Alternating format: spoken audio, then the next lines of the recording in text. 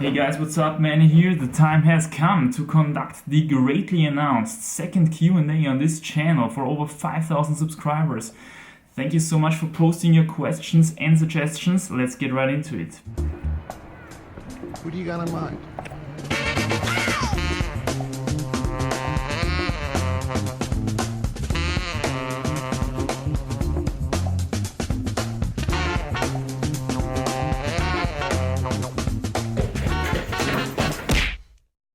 First couple of questions. When did you start climbing and why?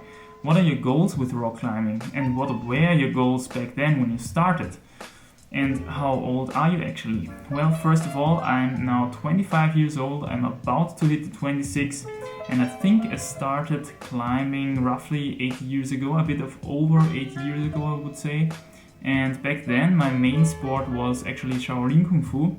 And I think my dad took me to a climbing gym once and I tried it out and I really liked it, and I showed also a little bit of natural talent, I would say, for the sport. So I figured out, yeah, why not try climbing as well. And it's also a pretty good supplementation, I would say, for Shaolin Kung Fu. So I did both sports for about 2 years.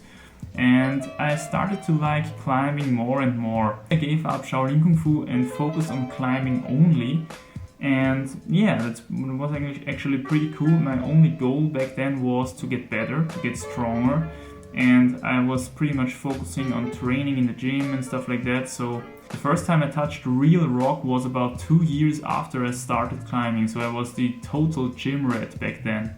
And yeah, but it helped me to get stronger quite fast, I would say. So yeah, maybe it was not the worst decision. As I said, my goal back then was just to get stronger. I wasn't really aware of the grading system or anything like that, and I hadn't touched real rock for a long time. I had also no experience on real rock whatsoever. But now, when I'm more aware of the grading system and now I know how the grades feel and stuff like that, at least up to 8C, which I managed to do so far. Now my goal, I would say, is to climb 19A. That would be really cool. That's a big milestone, I think, in rock climbing. So yeah, it would be awesome to send 19A one day. That would be a major goal of mine. And then, I don't know.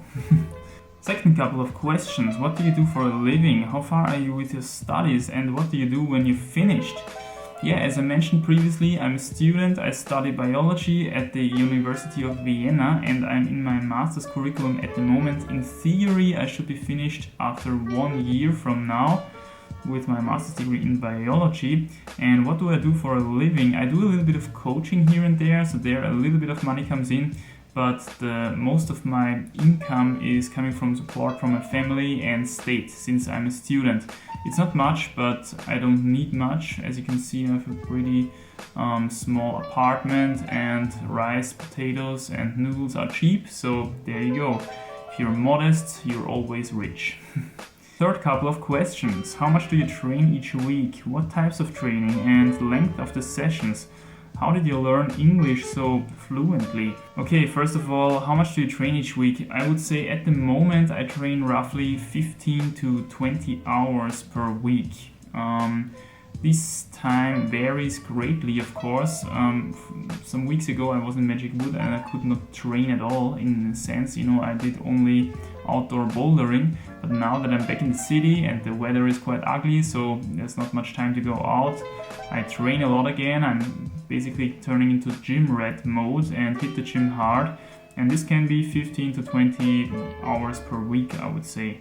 And when it comes to length of the sessions, it's also always different. I would say when I'm in a really efficient mode and I write down all my stuff and I have my stopwatch with me to count down my rest times and stuff like that, I can manage to do one session quite efficiently. Then it's only 1.5 hours, for example. If I'm slow and if I'm not so motivated, I don't have my stopwatch with me or stuff like that, then a session can be also 3 hours, okay? But that's not very efficient. Actually, you should plan it in such a way that you are only making efficient sessions. It's much more effective, in my opinion. And yeah, get a stopwatch, count your rest times, and think it through what you want to train today, okay? Write yourself a little plan or stuff like that and think it through. then you're much more efficient and you hit the gym and you already know what to do. What types of training? Depends on where I am in my program, if I even have any program and stuff like that. At the moment, I can say I'm focusing again more on neck strength and body strength and stuff like that, because I want to keep the power that I gained in Magic Wood from all the outdoor bouldering for my rope climbing projects in Vienna surroundings, you know. And yeah, since that's the goal for now, I'm focusing on neck strength, getting the boulder sessions in, getting the hangboard sessions in, the campus board sessions and stuff like that. Length of the sessions, yeah, as I mentioned previously, ideally it doesn't get longer than 1.5 hours if I'm really efficient, and I would advise you to do so as well, because yeah, you can rather do 2 sessions in a day for each 1.5 hour. It's much better than 1 session with 3 hours in my experience. You get more training effect, you get more destruction in. And yeah, if you're getting destroyed faster, you can do your next rest day earlier, and over time you will gain faster, at least that's my experience, when you do it efficiently. And how did you learn to speak English so fluently? Well, I can say that making YouTube videos actually helps a lot with this, especially if you're not used to talking a lot, you know. It's always quite different to know about the language when you read stuff and grammar and stuff like that, but talking freely is always a different ballgame in my experience. For me, talking freely is much harder than correct grammar and stuff like that. So yeah, I can say making YouTube videos helps a lot. You don't have to talk to your audience is not sitting next to you like in a real presentation or stuff like that. You know, you're talking to a camera, so you don't have to be nervous and stuff like that. You can really think about what you want to say. And yeah, it's pretty cool. Just make yourself some notes. And what I always do is I make myself some notes, then I look at my booklet and I know what I want to talk about. And then I try to talk it as freely as possible. And quite often it works out. And if it doesn't, you can just shoot the scene one more time. And with time, you're getting better and better at talking freely. Next question, is it good to start training at a really young age, at 7B level? How often can you train to not hurt yourself? Good question. I would say if you want to be a really top climber nowadays, I mean World Cup level and such, you have to start super early, but not necessarily with real training. I guess what you mean with real training is targeted hangboarding and campus boarding. I think it's important to start with climbing as early as possible. Then you're getting the moves in, you're getting your technique. It's much easier to learn because you're still young and you learn much faster. And it's also not that healthy in my opinion, or I believe that if you're starting with hangboarding, campus boarding and all this high impact stuff at a quite early age, at a quite young age, it's much more constructive, I would say, if you just go climb a lot, just make a lot of moves, do a lot of easy routes, you know, just to get this natural flow of climbing into your body at a young age. And then afterwards, when you hit maybe age of 13, 14 or 15, then you can start really training hard, you know. I started with really hard training when I was 20 or something like that, but I also started climbing when I was 16 or 17. So it would be really beneficial if you start climbing as early as possible, more or less, with 5 or 6 or something like that. And then build up this technique, build up your feeling for the sport, you know. And then you also gain a lot of finger strength without even recognizing it, okay? You get a lot of stamina and fitness. And when you're hitting 15 or something like that, you can go into hard training. Maybe you're having already a trainer who's supervising you. That would be awesome because he can tell you, okay, that's too much, that's adequate. How often can you train to not hurt yourself? Well, it depends. If you are a healthy person, I mean, getting healthy nutrition in on a daily basis, getting your sleep on a daily basis, staying hydrated and all that stuff, not stressing out on other stuff, and no drugs, of course, no alcohol, then you can train a lot and not get hurt, in my opinion. It also depends, of course, on your genetics. How fast is your recovery and stuff like that, okay? and how heavy are you and stuff. If you're a heavy climber, then you have a lot more impact on your fingers, so there you gotta be careful. You always have to listen to your body. When something starts hurting, then reduce the impact, reduce the effort until it stops hurting. I would say it really depends. If you have good genetics, fast recovery, a healthy lifestyle, you can train a lot more than if you don't have all these things. Next question, is it healthy to eat extremely low fat at a young age? Well, I would say eating extremely low fat is actually never really healthy. I mean, of course, it's also a question of what do you define as extremely low fat. My nutrition at the moment is about, I would say, 15% of my calories come from fat, 10% from protein, and 75% from carbs. So I wouldn't consider this as extremely low fat, although this is much less fat than the average consumer consumes, okay?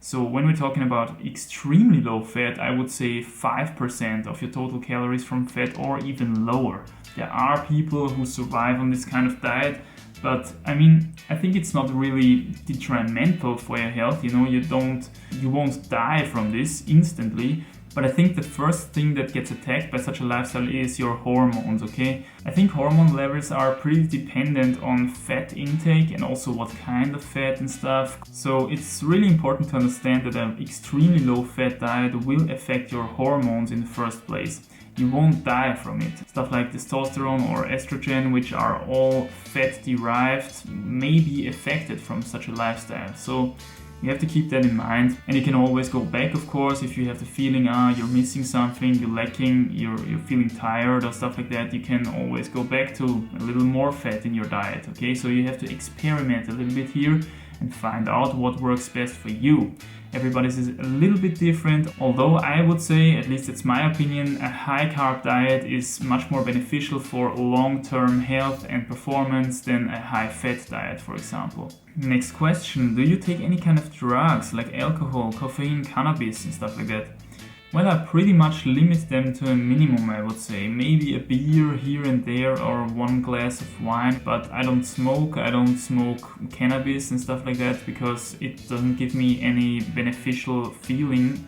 And yeah, I tried it out, of course, like everyone, but yeah, I didn't have any positive experience with it. So, alcohol in excess amounts really destroys your gains. It really destroys your recovery and stuff like that. So if you want to gain long term, if you want to get fitter and healthier and a stronger climber in general, then you have to limit your alcohol. I mean, this is consistent throughout all sports, I would say. If you want to maximize your recovery, then you gotta get rid of the alcohol. It's simple as that. And when it comes to caffeine and coffee and stuff, I never was really used to consuming coffee a lot. The only exception of this might be when I'm on a trip and somebody else is cooking coffee in the morning, for example, then I may have a sip or two. But I don't really cook coffee myself. When I'm at home, I always start my day with a good jar of sweet, awesome, delicious fruit smoothie, which is energizing and stuff like that. So I don't really feel the need to throw in some stimulants, that I wake up or something like that. I'm always quite sharp, I'm always quite awake when I wake up, so I don't really have the feeling that I need that. So yeah, why should I drink coffee? It doesn't taste really good. It tastes actually much worse than my awesome fruit smoothies. And yeah, so much for that. That's a good one. Do you ever climb with a top on? Is climbing without top better? Well, no, I would say it doesn't really matter if you have a top on or not. You're still gonna have the same performance because the weight of a t-shirt is not really significant, and any other benefits are also quite small, I would say. But why I often climb topless is because it gives me the feeling that I have the full range of motion, Then I have nothing on my body which limits my range of motion. Sometimes when you do crossovers and you have to really, slip between your arms and stuff, and then the shirt gets a little bit in the way and stuff, that's always a little bit of, I have the feeling it's limiting my freedom, so to say, a little bit. And if I take my shirt off, I'm completely free in the upper body, and that feels awesome. It's like having a jean compared to a climbing trousers. When you're having jeans, then you're a little bit more limited in your freedom of motion with your legs, and if you're having climbing trousers, then you have the full range of motion, and that's quite awesome. And since I don't have to hide anything in my upper body, just take the shirt off completely and climb as freely as possible. Next question, did you have any initial fears when starting bouldering? Injuries, hate and stuff like that? Well, I would say when I really first started bouldering, I didn't have any fears at all. I mean, it's much less high than rope climbing and stuff, so fear of hate is not such an issue, and you are quite safe always with the crash pads and stuff like that, with the spotters. But of course everything changed a bit when I injured myself during bouldering. As I said in my previous Q&A, I destroyed my talus. The reason for that was because I didn't hit the crash pad 100%. I stepped a little bit beside and cracked my talus in two basically. So since then, of course, I'm much more aware of the dangers of bouldering. In my opinion, bouldering is much more dangerous than rope climbing. If you're doing a mistake in rope climbing, you can die, of course. But it's much less likely to do a mistake in rope climbing. You really have to mess up hard, you know, you have to fail doing your knot or something like that, or you have to, a quick draw has to break or something. It's really unlikely that you are really gonna die. I mean, it happens, of course, because people make mistakes, and you really gotta be careful when it comes to rope climbing that you do it right 100% every time, or you're risking severe injury or even death.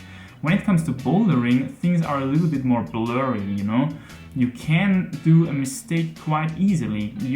Maybe you're just not fully aware of the line of gravity on a certain boulder, okay? And you're placing the crash pad a little bit wrong.